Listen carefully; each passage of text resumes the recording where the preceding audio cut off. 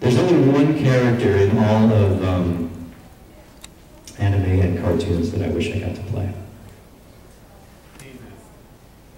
I should have been Batman.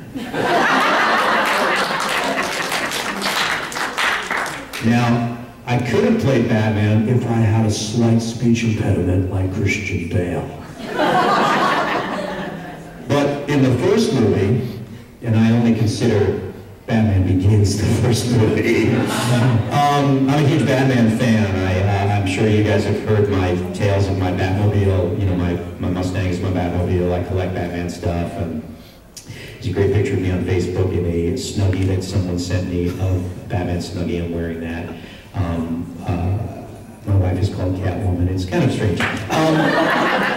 But in the first movie, I was like, okay, I get it. You're doing a little bit of a change of voice, you know. But in the second movie, he spoke like this. I was like, dude, I could do so much better. So Batman would be my only one. Yes. All right. Now I'm going back to the Slayers. Now, how did you develop Gourry's voice? It just was one of those things where they wanted me to be a young, goofy guy, and so I actually channeled the worst actor I knew in that style, and that was Keanu Reeves. I thought that I could be the guy that could save you, Nina. And that's where I started. I started with Keanu Reeves, and then branched into, you know, we used a little bit of that California thing with him. So yeah, because in every action movie, you know, it's the same kind of thing. I mean, you've all seen it, you know, like Speed. I've got to slow down this bus. You know, oh wait, that will blow it up. I've got to keep this bus going. You know, so, there you go. Do you have a favorite Gourry moment from Slayers? Yes, when I was battling a giant chicken. And Tony Salerno, who's directing it, goes, okay, you're attacking this giant chicken. I don't know what you should say. And I said, just let it roll. And I went, chicken! And we kept it. So I don't know. I mean, what else would you say if a giant chicken attacked you? I mean, that's a surprise to it in itself, you know? Chickens. Okay, I don't know if anybody's asked you this, but did you enjoy being on Descendants of Darkness? Or what? I don't remember it. You played this blonde-haired guy. Oh, no, I remember the thing, but I don't remember. I mean, it was fun. Okay. It's fun that people actually remember that. Oh, it was good. It was good. Wasn't his name Marco? No, that's in Shaman King. I was in Shaman King, too. I was also in Teenage Mutant Ninja Turtles. I don't know if you guys know that. I played Jen, the big rhino. The one that was always trying to make you a deal. Do you remember him? I also played Yoshi. As in Splinter's father. Wow. His mentor. That's what I said. So there you go. All right, what else we got? In the back. Yes, you. If you were put into Kyle's situation, would you believe Yugi? Would I believe him? Yes. Well, I think, you know, you look at the situation of those two brothers basically being on their own like that. I don't think they were very open to trusting anybody, right? I mean, I think if you know anybody who is either, you know, alone in the world or maybe just has one sibling or one person, you know, and people might have done you wrong. Even though Yugi's got a good soul and he was only trying to help, you know, maybe they had been burned once too often, and that was kind of the situation. So I think anybody would do that. I mean, you know, fool me once, you know, shame on you. Fool me twice, shame on me. So I think Kaiba was basically saying, no one's going to fool us again. That kind of thing. There you go. How did you come up with the voice of Mennonite? Mennonite. Well, what was great about Mennonite was there's no lip flap. And so as we were trying to come up with, well, what else can Eric do on this crazy show? Because I also played Gus. Remember Gus? Right? And I played the two Blade Knight and Sword Knight as well. But you probably didn't recognize that because all I ever did was, well, I saw you sitting beside the road, and I was something way back. And the other guy would go, what he's trying to say is, right? I thought, hey, Antonio Banderas. Now this is long before Shrek. Long before Shrek. So Antonio Banderas had never played an animated character. And I thought, why not? We do the Spanish. I do it midnight, yes. Gourry, right?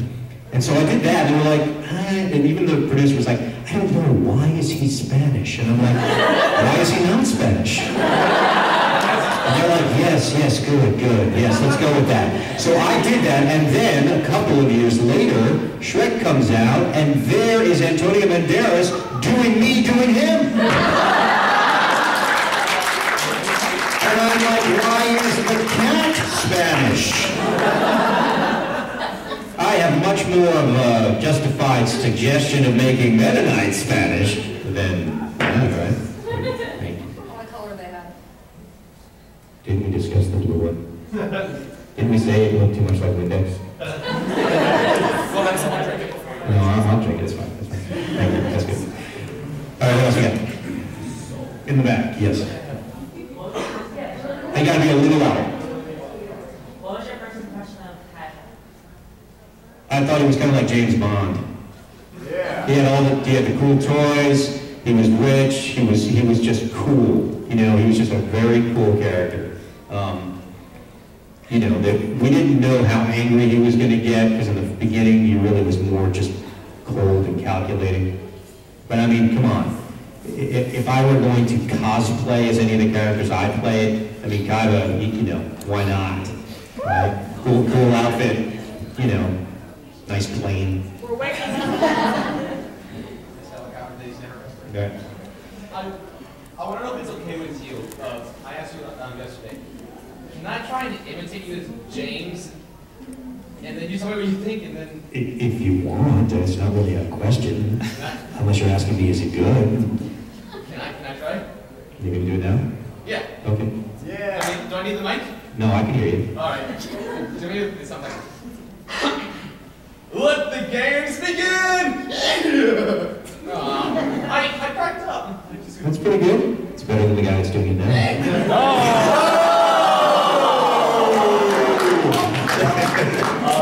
Speaking of the little funny laugh, how did you come up with that and the squeal James would make whenever his grand Pokemon decided to give him an affectionate little hug of death? Do you know the actor Edwin?